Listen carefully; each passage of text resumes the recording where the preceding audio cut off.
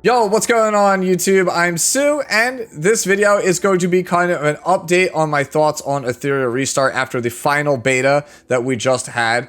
If you recall, I did a review of the game after the previous closed beta test back in January, which was kind of controversial because I scored the game a 5 out of 10 based on what I played at that time. Now, with some of the improvements that we've gotten in this beta, I feel much safer saying this game is like a 7.5 or an 8 out of 10 in its current state. I think this game is a very promising future, but it does have a lot of things that I think need fixing, and that's what I'm going to be talking about in this video. I want to talk about things that are like little minor bugs or UI changes or things that I think that the game really needs in order to kind of get where it should be. So first, let's talk about bugs that I have had people report to me or I've come across myself in the game. This is a very minor thing about the game, but I still want to get these out of the way first. So first off, ultra-wide support. Ultra-wide support in this game from everybody who's played on an ultra-wide has told me that they've had really wonky controls, specifically in regards to rotating the mouse, so like left and right like this. I am currently recording on 1920 by 1080, but in ultra-wide, if I were to set the game to a higher resolution, these controls would be reversed, and they are very finicky, especially in borderless mode when you're inside a lot of the 3D moving stages like you get for the story stages and so on and so forth. So that's something I think needs to be looked at. I kind of want to bring that up. Next up, we have the union, right? So when it comes to searching for a union, because I'm a content creator, people wanted to just jump into my union, participate during the final beta, see what all the hubbub is about. If you don't actually spell the union name correctly, case sensitive, you can't actually search for it. That's something I think should be fixed because, well, it's like that in every other gacha game. It doesn't necessarily have to be case sensitive. So that's something that would be a huge plus if they could do that. Also, this last login time, right? Especially on the request to join chat tab, I've had this not actually display the correct time. So for example, like Hufer here, it says he hasn't logged in 4 days. That might not actually be accurate from what we've seen. We've had cases where we've accidentally kicked people from the union because it says that they haven't been logged in for days, but they're actually online right then and there. And we could confirm on Discord that they are actually online. So I don't know what the deal is with that, but that's something that I think should get looked at. Next up is an achievement. Under the, let me see, achievements tab. I think it's under development. It's one of these. Might be under collect. But there is definitely an achievement. I think I already have it maxed out.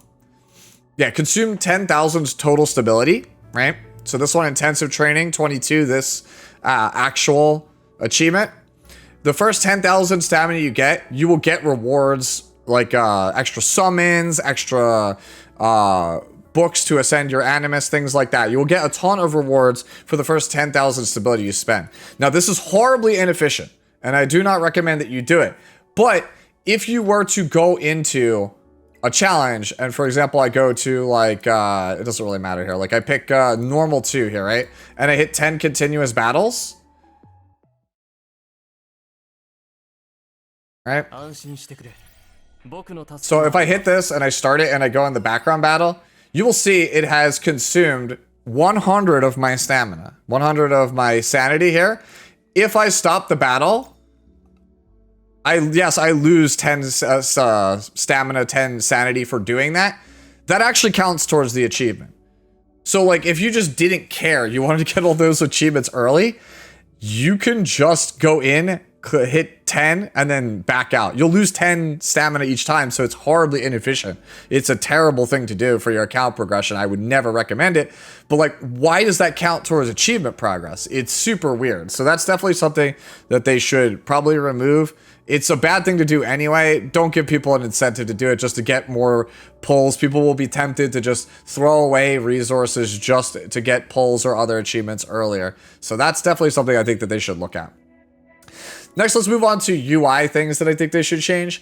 A lot of people have told me the localization of the game is pretty much garbage. There's a ton of grammar errors, spelling errors. They definitely need to do a once-over, go back and look through a lot of the actual language. Especially, I think there are certain characters. It might be with Viper. It wasn't the previous beta, and even on early access, but certain things, right?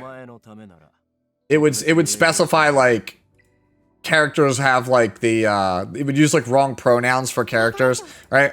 Also, this world chat here on the bottom, this thing actually, they really need to get some kind of way to hide this or censor it, like have like a streamer mode on it, because I've had multiple times playing the game during the beta where people have used racial slurs or other kinds of language that would get me absolutely banned off of YouTube or Twitch in the world chat, and there is nothing I can do to hide it, right? And I know what people are saying, right? Like, oh, you just hit this button and you hide it, right? So you can see I clearly hid the chat in the bottom left-hand corner. But if I go into, let's say, it doesn't really matter. We go into any level. And I hit battle. The chat is back open, right? Now let's say I hide it again. And then I actually exit the battle. The chat is back open.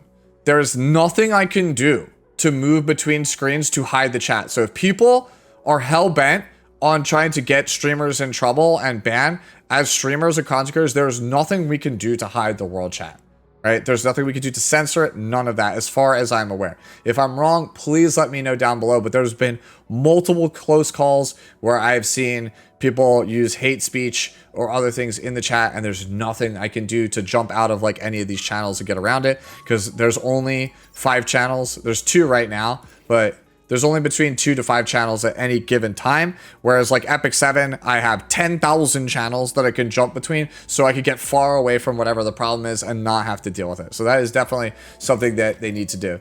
Speaking of Epic 7, character sort in this game, right? So I can sort by SSR, I can sort by star level, right? And I could sort by acquisition order, and I could sort by elements. This is all cool and all. This is nothing compared to the sorting features in other games. So if I jump on over here to Epic 7, right? Let's say I want to figure out, right, what is my fastest character, right? I can sort by speed, and I can have all my characters nice and neat in speed order. What if I want to know what my red tanks are? Okay, well, here they are, right? Well, what if I want to know which of my characters gives the healing over time buff? Okay, well, it's these ones. These ones are the ones that have the healing over time buff, right? What if I want like a reviver? Oh, I have these characters, right? Well, I need to do more damage. How about defense break? Who gives defense down? Oh, these are my characters with defense down. So right now, the sorting features of Etheria Restart are very lacking compared to many other contemporaries in the space, and it's definitely one of the biggest things I think that they need to do as far as this game goes for sorting. I should be able to sort alphabetically. My character is alphabetized. I should be able to sort by attack, speed, defense, HP. I should be able to sort by various different buffs, various different debuffs. These are all standard in the industry at this point. So next up, thing I want to point out is in-game visibility for certain things, right? So, alright, so as you can see, I froze the mobs here with Kraken. This icon is very tiny, right? I'm on a big monitor right now, so for me, the visibility is not terrible. But a lot of these icons are very small, and if you play this game on mobile, it becomes nearly impossible on like a phone like about this big for you to actually read the icons. So what I think they need to do is make some kind of UI change to make the icons bigger or more readable, make these icons stand out a little bit more, maybe color code them, like maybe make passives green, attacks red, things like that. I would like to have things for visibility's sake, right? Because right now the visibility of things in game is not exactly the greatest. So next on my list of things, the last thing here for the UI changes I would like to see is the actual stats page here on the right under details is not good, right? So Rosa here, she has 106 plus 38 speed, so I have to do math, 144 speed to figure this out. Now compare this over here to Epic 7, right? Our boy Edward Elric here, he has 195 base speed, and 78 of that comes from his actual gear, right? And if I hit the manage equipment button, I could kind of like get a finer detail, right? You can look at other stuff here in the game to figure it out. But the game does the math for me, right? I don't have to think about that stuff. It already has it for me. Now, if I come back to Etheria Restart, they do have that, right? You do have the ability to see your stat totals, right? Like, I don't have to add 9,910 HP plus 6,933 health. I can go over here to module and go to a loadout, and it will add it all for me. This should be the standard here on the top right. I should just see this all the time, and then you should put the green numbers next to it. So I should see 144 speed, and then next to it, in parentheses, 38 of it, plus 38 of it comes from shells, modules, set bonuses, things like that, right? I should see all of that later, but I shouldn't have to go into module, hit this button to see what my actual stats are, right? Like, I don't want to have to do quick mental math every single time. I don't want to have to jump to my loadout screen to see this. This should just be standard across all of the pages, in my opinion. All right, so our last thing here, our last category that I want to talk about is actually reducing the grind, because right now, the number one complaint that I got from all players in this beta, I've gotten maybe 3 dozen or more complaints about this from people on Discord, in my streams, is that the grind in the game is too severe, specifically between ranks 15 and 20, and then between ranks 30 and 35. So the game around like rank 13, 14 or so makes you finish up a story chapter, and then you have to grind like 5 or 6 levels before anything else in the game unlocks, any story content unlocks. And I lost a lot of people during that time, right? Because there was nothing to do besides just spam Doki Doki or investigations over and over and over again. And I know what people are saying, it's a gear grinder, but this was a complaint I had back in the January CBT. A lot of streamers' time, and during those 2 windows in particular, like 15 to 20, 30 to 35, all people are doing is watching them sit here on the couch with the background battle going on, right? There's not really anything going on in that window. They need to find a way to condense that. They either need to make some of the earlier story chapters come a rank or 2 later, and then bridge the other later ones up a chapter or 2, add something earlier on to make the grind more magical, like some of these other things that they have, right? Like they had the various different events. Make these unlock earlier, around like 15, 20, right? Just give something else for people to do, or just make the XP required to hit those levels early on be easier, and you could kind of backload it, right? Like once I'm in like the later 30s or 40s on levels, you can make those levels take longer to go from like 40 to 41 and make up for the adjustment there. But you're losing a lot of people, it feels like, between ranks 15 and 20. And then again, 30 to 35. Those like seem to be the 2 spots where people get bored because there's nothing really new for them to do. They just sit there and background battle for days, it feels like, without actually making any progress before they actually are allowed to go and do something new, experience a new story chapter, experience some new boss fight, unlock some new mode, right? Those are things I think that we need to address. Also, the game's economy right now is not exactly amazing in terms of balance, right? So if we go look at like the animus here for like modules and stuff, all my modules are roughly around level 12 on most of my characters, and that's because the game does not really do a good job at giving you these Etheria coins. You will just almost always be starved for them. Most of the early game, I was keeping myself at +6 or +9, never ever really upgrading my stuff to 15. Honestly, I want to upgrade my stuff to 15 anyway until it gets to this mythic tier, the red tier, right? But it still doesn't feel good.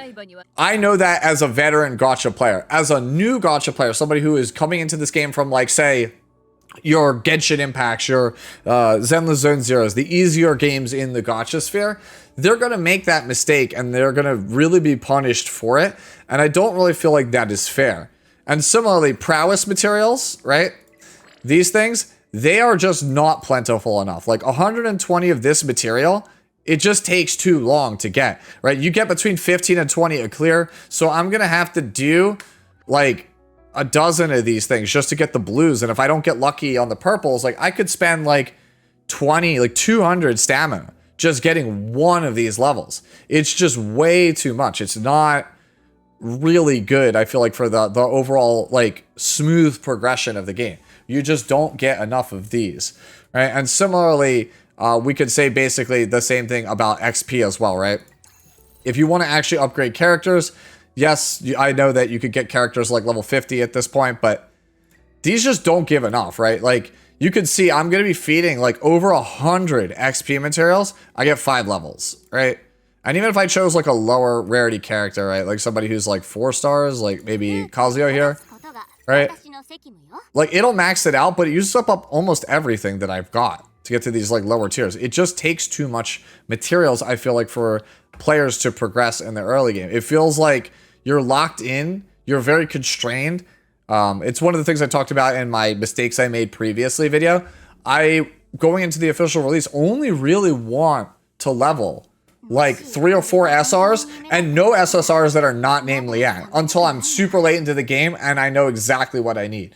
Because the game is very not friendly when it comes to giving you materials to level shells, level animus, level modules, right? Level prowess. These are just, you don't get enough of them. And that's, I think, really bad because it makes people feel like they can't experiment. We've seen this in other games. Epic 7 hard caps you by Mulligoras, by having unequipped costs on their characters. And all that does is mean that new players, they're not going to experience most of the roster. They're not going to try out a character like a Turnadot or a Dorothy the Wisher, right?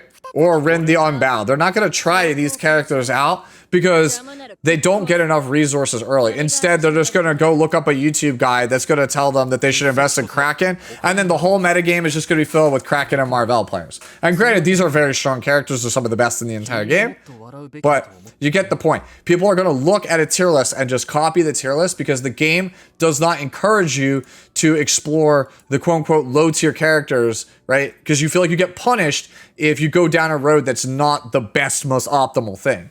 And by making the game's economy be better, you know, we'll have, I feel like, an overall healthier game. The game will feel better. People will enjoy the game more. And when people enjoy games, they spend more money on the game. So me personally, I think that they should look at the actual kind of materials that we get, the economy of this game. Oh, right. One last thing on the prowess thing, right? So if I want to go to like these purple, right? I could switch. I could convert blue to purple, and I can convert purple to gold prowess materials, but I can't go the opposite direction. XD, if you're watching, please let me go in the opposite direction, right? Like I would like to be able to go from gold to purple, and then purple back down to blue. If you want to charge me, you know, Etheria coins for it, so be it. But hey, this should be in the game. You should be able to go from low tier to high tier, and then high tier should be able to be broken up back down to low tier. That is something I think that would be very, very welcome. This one's more of a minor nitpick. I understand why they did it this way, but at rank 40, you get the module shop. This is basically gear crafting in this game. This is available at the start for every other gacha game. This being gated this late is kind of weird, if I'm being honest with you. I feel like crafting should be made a little bit earlier in the game, so that way, again, it helps make the early to mid game transition in towards the later parts of the game much, much smoother. Gating it towards when you first step foot into late game is kind of a weird decision. I don't really understand this one. So if it was me, I would put crafting earlier. Again, it helps smooth over things. And then this last one, actually, that I want to talk about to round out the video is actually one that I got from Gotcha Smack, right? And I think he's 100% right on this, right? So for a banner like Freya, it is these Hydra crystals, right? So if I want to summon, you can see it's, I have 3 summons already, and then 700 Hydra crystals to roll. So essentially 100 Hydra crystals is 1 summon on a standard banner. If I go to permanent banner, you can see it's the same thing. But let's say the light and dark characters, which the light and dark characters by far in this game are the best characters, right? Your Lilies, your Heinrichs, your Messiahs, right? Your Doki Dokis. These characters are very, very strong. They are some of the best characters in the entire game. They're very, very, very similar to light and dark characters from Summoners War, Moonlight Heroes from Epic 7. They are the big draw to the game. These are most likely going to be the strongest characters in the game. And they use this currency here, Apex Prototype. The game does not give you any kind of like mileage. Like, so for example, if I come back to Epic 7 over here, right, and I go to summon, as you can see in the bottom left here, there's a mileage. 8 out of 20 I currently have to get one of these gold things here. And every 6 gold that I get, I can come down here and do a light dark summon, right? So at least there is some way for the free-to-play player to acquire currency in this game, because right now, the only real ways for you to acquire this stuff is through like the various different weekly shops that cost gems, and that's good. It's better than nothing, but there needs to be more, right? There needs to be more ways for you to get this Apex currency, and I get it that they are going to very much want this to be the big money draw. It's the same in Epic 7. It's the same in Summoners War. People pull for the light and dark characters. They are the primary money makers for this type of game. I 100% understand that. For you veterans, I've played these games before. You understand that. I understand that. My big problem is if I hit the 10 summon here, right? It is 3,000 gems in order for me to roll on the Messiah banner. And to get a pity, it's every 100 summons you are guaranteed a Messiah. That is essentially, you know, that is a lot, right? That is quite a lot. You could pull 300 times, like 300 summons on the Freya banner in the time it takes you to pity one Messiah, right? Now, if I come over to the shop here and you look at the crystal trade-in, right? So you get 6,480 crystals for $100 US. And the first time you get the top up, right, you're going to get another, you're going to get double, right? So on double, you get about 13,000 of these crystals, right? So you get, for your first $100, you get 13,000 of these crystals. That's 40 summons on Messiah, right? Or essentially you get 40 summons on Messiah. So every other $100 you spend is 2 multis on Messiah. So that means that if you wanted to spend for Messiah, right, to guarantee yourself a Messiah, it's going to run you about $400 US the first time, and then $500 to $600 for each Messiah after that, right? Each LD. And you could absolutely get Messiah with the free-to-play currency the game gives you. If it's the same as in the beta, you can easily get Messiah. And then you might have enough to get Lily or whoever else, whatever character comes after Messiah. You'll be able to get that character. But then if you're free-to-play or low spender, good luck. You are not going to have anywhere near the resources to roll for this character. Now, I'm not saying that they should give away the character for free, but Gotcha Smack's proposal of 200 Hydra Crystals for a roll on the Light and Dark banner is much more reasonable for most consumers, right? It then doesn't become a $500 to $600 proposition, because then it's only about a $320 or $330 proposition to get the LD character. That is much more in line with other games like your Hoyo games, right? Or like Wuthering Waves. It's like $300 something on average to pity the character in case you don't have good luck. That is more in line with the standard, and I do agree with his take. It should 100% be 200 Hydra Crystals per roll on this banner. It's a premium banner. It should have an upcharge. It shouldn't be 3 times this much, right? At that point, when you are starting to make every character $500 to $600, you are really pricing out most players in the game.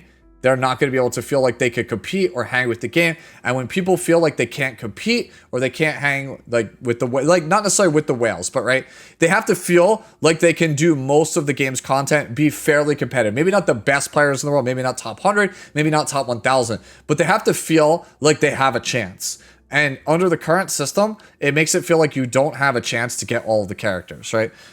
And that to me, that's a bad thing. I'm not saying they should every, like, free-to-play players should have every character, but they should be able to at least get like half the roster, right? And I feel like with this current system on a long enough timeline, players are going to feel like they don't even have like a fourth of the roster. If a new LD character comes out every 3 to 6 weeks, just like it does in Epic 7, your player base is just never going to be able to feel like they could keep up. They're going to get angry, and they're going to end up leaving the game. And that's going to, I feel like, end up hurting Etheria's chances long term, right? I think that what we have here in this game is very good, but let's not kid ourselves. It's still an underdog coming into a market that's dominated by players like Hoyoverse, by players like Shift Up, like Kuro Games, right? These are the big money makers in the space, right? And even Summoner's War is a big money maker in this exact same type of game, this exact same sphere. In order for you to compete with those games, you need the anime aesthetic or some other aesthetic that's very eye-catching, which this game clearly does. And then you need to be much more competitive than them. You have to beat them at their own game. You have to give better quality of life, be more generous, make things cheaper. Because then it will keep the players engaged that couldn't succeed at Summoner's War, that, you know, couldn't afford the game, the characters from Hoyo games, right? So that's, I think, how these guys can succeed, is I think that they really need to make the LD actual banner a bit more competitive, in addition to the economy changes that we talked about, the UI changes we talked about, and the bug fixes that we talked about. If we do all of those things, then I think Etheria Restart is set up for success, and it will be one of the best gacha games that comes out this year. And yeah, those are pretty much my 2 cents on everything here, on how I feel about it in the beta. But now I want to hear from you guys. Do you agree with my assessment here on everything? The banners, the UI changes, the progression changes? Agree, disagree? As always, let me know down in the comment section below. And as always, enjoy the rest of your day, the rest of your week, and I'll catch you in the next one. Later now.